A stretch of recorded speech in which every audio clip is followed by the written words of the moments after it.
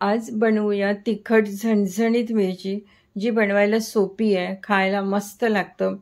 शिवाय ती 10 ते 15 दिवस खराब होणार नाही. तुम्ही ती प्रवासात सुद्धा नेऊ शकता. वरण भातासोबत अगदी एक नंबर लागते. तर इथे मी घेतल्या आहेत हिरव्या मिरच्या. त्या कमी तिखटाच्या मिरच्या आहेत. ज्या खूप गडद रंगाच्या मिरच्या असतात त्या तिखट असतात. या मिरच्या सुरुवातीला स्वच्छ धुवून घ्यायच्या. नंतर त्याला पूर्ण कोरडं आपण करून घ्यायचं, कारण यात पाणी राहता कामा नये, कारण आपण पाणी वापरणार नाही आहोत. त्याकरता याला पूर्ण कोरडे करून घ्यायचे. तर ही मिरची आपण कापून घेऊया. साधारण 100 ग्रॅम मी मिरची घेतलेली आहे. मिरच्याचं प्रमाण तुम्ही कमी जास्त करू शकता. तर या मिरच्या कापायच्या, अगदी छोटे छोटे तुकडे करायचे, खूप मोठे तुकडे करायचे नाही, अगदी छोटे छोटे तुकडे करायचे. तर याचप्रमाणे आपल्याला सर्व मिरच्या कापून घ्यायच्या आहेत. तर तुम्ही बघू शकता इथे मी मिरच्या कापून घेतलेल्या आहेत आणि अगदी छोटे तुकडे केलेले आहेत.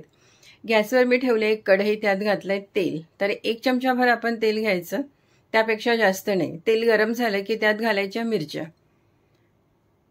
गॅस कमी ठेवायचा आणि कमी गॅसवर या मिरच्या आपल्याला हलक्याशा फ्राय करून घ्यायच्या आहेत. हलकेशे त्यावर डाग येऊ द्यायचे, खूप नाही. गॅस कमी ठेवायचा आणि कमी गॅसवर हे करायचं साधारण 1 ते 1.5 मिनिट.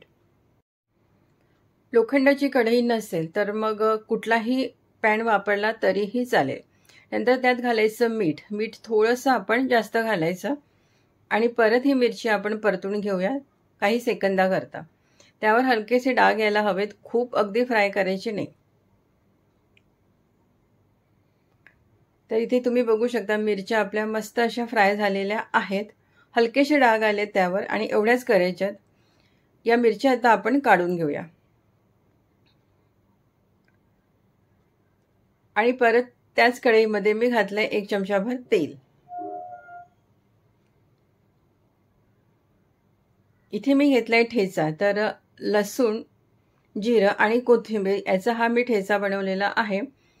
खलबत्त्यात छान कुटून घेतलेला आहे. तुम्ही मिक्सरमध्ये सुद्धा फिरून घेऊ शकता, पण मी खलबत्त्यात केलंय कारण याची चव खूप छान लागते.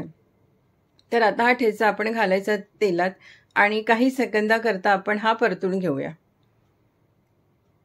खूप परतायचं नाही, काही सेकंदाकरता. तर इथे मी घेतलंय शेंगदाण्याचं कूट. साधारण अर्धा वाटी आपल्याला शेंगदाण्याचं कूट हवंय आणि ते सुद्धा आपण फोडणीत घालायचं आणि काही सेकंदाकरता आपण हे परतून घेऊया. तर शेंगदाणे मी खलबत्त्यात मस्त कुटून घेतलेले आहेत. मिक्सरमध्ये सुद्धा तुम्ही करू शकता, पण काय होतं मिक्सरमध्ये केली की लगेच त्याची पावडर होते, म्हणून मी हे खलबत्त्यात करून घेतलंय.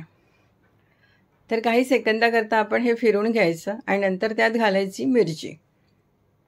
जी मिरची आपण फ्राय करून ठेवली होती ती मिरची आपण घालायची आणि परत आपण हे 1 ते 2 मिनिट आपण हे परत कमी गॅसवर व्यवस्थित छान परतून घ्यायचं.